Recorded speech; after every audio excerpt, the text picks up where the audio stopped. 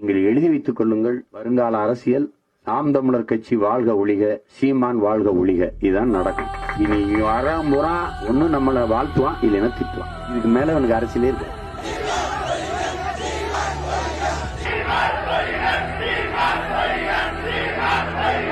நாம எதை விரும்புகிறோம் என்றால், சீமான் வாழ்க ஒழிக என்ற கோஷம் ஒழியணும். சீமான் தனி மனிதன், அவன் இருப்பான், நாளை இருக்க மாட்டான். அவனை தலைமையேற்று அரசியல் செய்கிற அந்த முறை ஒழியணும். ஆனால் அவன் முன்வைக்கிற தத்துவத்தை தலைமையேற்று அரசியல் செய்கிற தூய அரசியல் முறை மலரணும். அதான் அரசியல். நான் இல்ல, நாளைக்கு இன்னொருத்த வருவான். ஆனால் என் தத்துவம், நாங்கள் முன்வைத்த நோக்கம், முழக்கம் அது சாகாது, அப்படியே இருக்கும். இது ஒரு தொடர் ஓட்டம்.